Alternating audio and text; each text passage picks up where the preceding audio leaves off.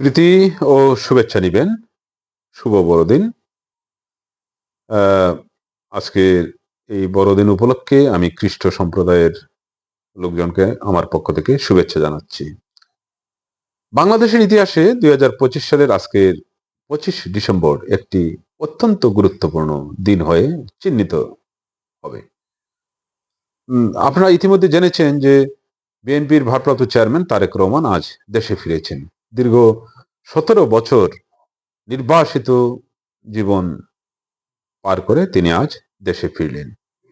তারেক রহমান দেশে ফিরবেন কিনা এ নিয়ে রাজনীতিতে যে অনিশ্চয়তা এবং নানা কৌতূহল ছিল, তার দেশে ফেরার মাধ্যমে তা দূর হলো।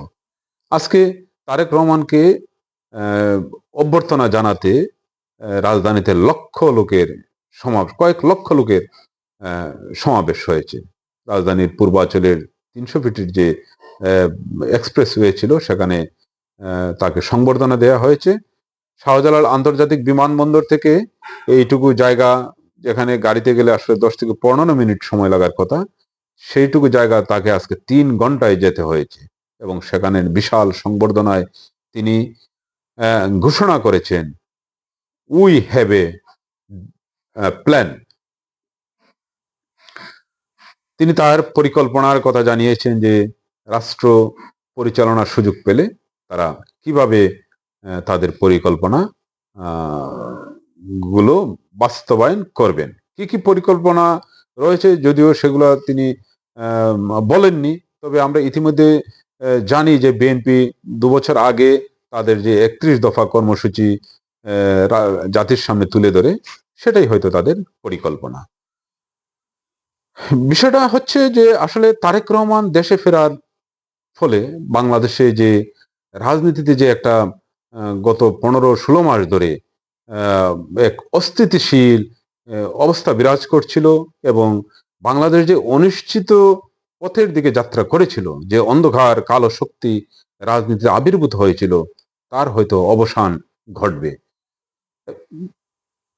2024 সালের 5 আগস্ট আওয়ামী লীগ সরকারের পতনের পর অন্তর্বর্তীকালীন সরকারের প্রধান উপদেষ্টা হিসেবে দায়িত্ব নিয়েছিলেন শান্তিতে নোবেলজয়ী ডক্টর মোহাম্মদ ইউনুস।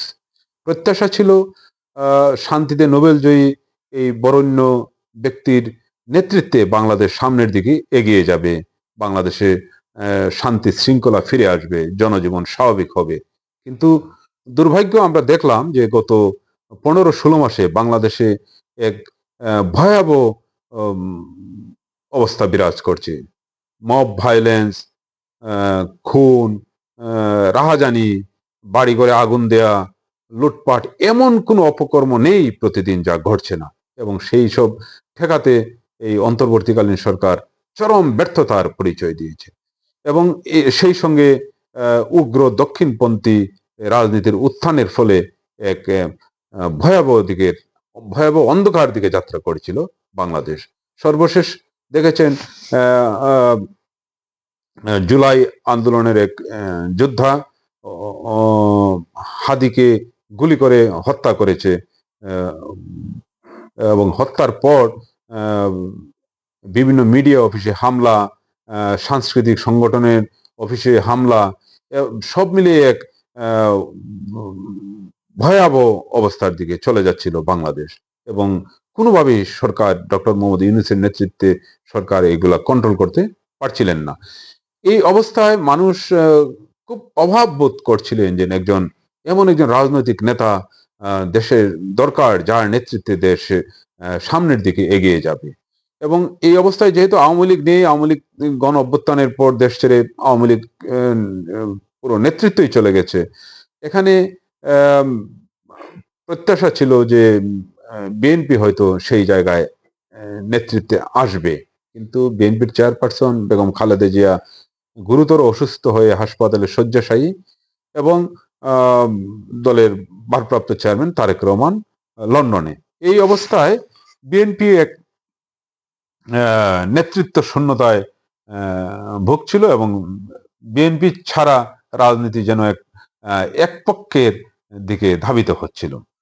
সবার প্রত্যাশা ছিল যে তারেক রহমান দ্রুত দেশে ফিরে আসা উচিত এবং এসে বিএনপির হাল ধরা উচিত, এবং তিনি শেষ পর্যন্ত আসলেন।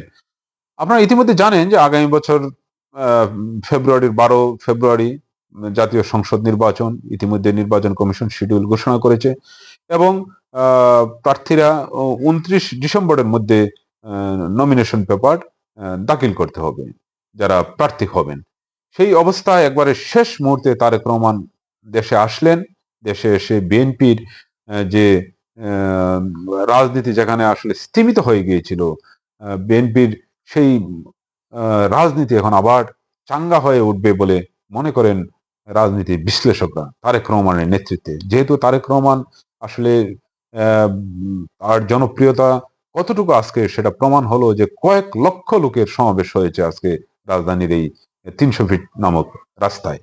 এই, তাই ধারণা করা হচ্ছে যে তারেক রহমান আসায় দেশের রাজনীতিতে একটা বড় ধরনের পরিবর্তন দেখা দিবে এবং আহ, যে অন্ধকার আহ, কালো শক্তি রাজনীতিতে আহ, জেঁকে বসেছিল তাদের আহ, অপছায়া থেকে মুক্ত হবে দেশ।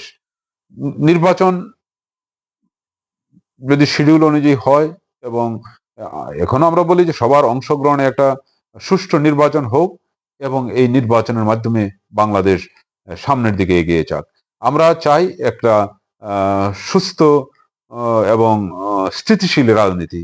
আমরা একটা আধুনিক বাংলাদেশ চাই যেখানে ধর্ম বর্ণ নির্বিশেষে সকল নাগরিক তার সমান অধিকারে চলবে, যেখানে উদার গণতন্ত্র বিরাজ করবে এবং এই উদার গণতন্ত্রের জন্য আহ, আধুনিক নেতৃত্ব দরকার এবং সেই আধুনিক নেতৃত্ব তারেক রহমানের হাত ধরে আসবে এমনটা অনেকেই প্রত্যাশা করছেন। এখন আমরা অপেক্ষায় আছি, দেখি রাজনীতি কোন দিকে যায়। সেই পর্যন্ত সবাই ভালো থাকুন। ধন্যবাদ আপনাদের।